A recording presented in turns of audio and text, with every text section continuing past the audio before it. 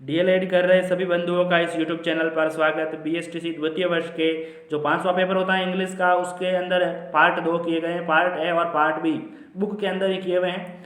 और part B की जो यूनिट तीसरी है टीचिंग स्ट्रेटजी एंड स्किल्स, तो इस यूनिट के आधार पर कुछ इंपॉर्टेंट चुनिंदा प्रश्न आपके सामने हैं।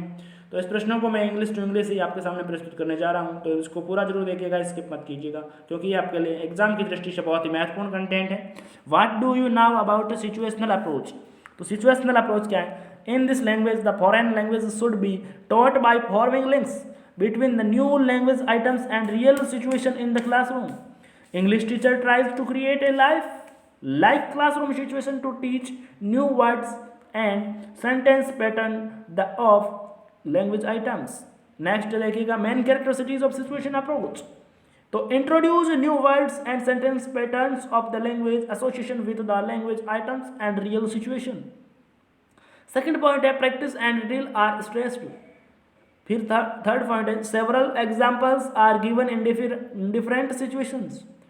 फिर नेक्स्ट है questionnaire techniques is adopted, revision and repetition are stressed, teachers action are given, teachers को नेक्स्ट गिवन एक्शन करने चाहिए। प्रोसीजर ऑफ सिचुएशनल अप्रोच, तो प्रेजेंटेशन ऑफ न्यू वोकेबलरी और structure, presentation of sentence that imperative adds new language items indifferent from on affirmative, negative, interrogative, repetition of teachers statement। इस प्रकार ये क्या है, एक तरह से स्ट्रक्चर है, एक तरह से आपके सिचुएशनल अप्रोच है, उसके ऊपर ये उसका अप्रोच है, उसका प्रोसीजर है। तो आपको अच्छे से समझ में आया होगा। Describe direct method in detail, जो डायरेक्ट मेथड है, प्रत्यक्ष विधि है, उसको डिटेल में एक्सप्लेन करना है, डिस्क्राइब करना है। तो इसको देखिएगा, डायरेक्ट मेथड पर जरूरी ज़्यादातर बार प्रश्न पूछा गया है डीएलएड द्वितीय वर्ष के पेपरों में। In this method the teaching is made directly so that bond of learning may be developed in English so that. Characteristics of direct method, characteristics of direct method, it creates the direct bond between language and thoughts, language and thoughts. Next देखिएगा, sentence is the unit of language not the word, sentence is the unit of language not word. Audio visual aids are used to explain the meaning, stress is given. फिर next, the use on speech of mother tongue is not allowed, यहाँ पर mother tongue का प्रयोग नहीं है allowed.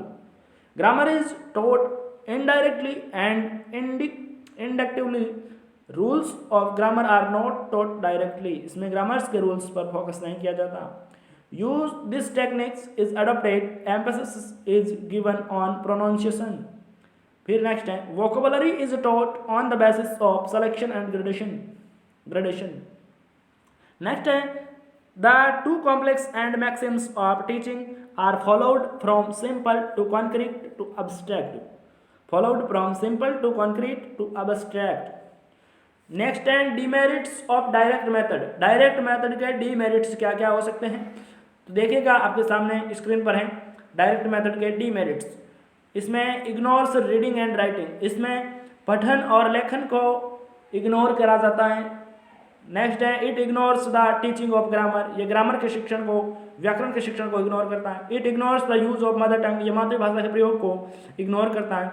It is time consuming, ये एक समय खर्च करने वाली मेथड है एक तरह से।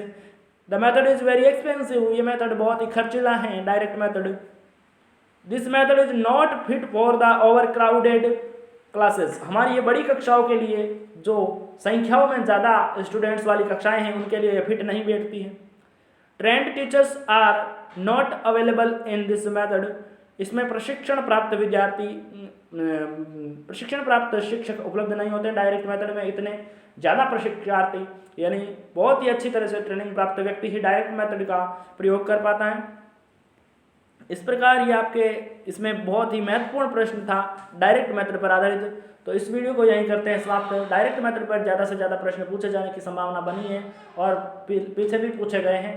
तो इस वीडियो को यहीं करते हैं समाप्त। मिलते हैं नेक्स्ट वीडियो में इसी प्रकार की क्लास के साथ।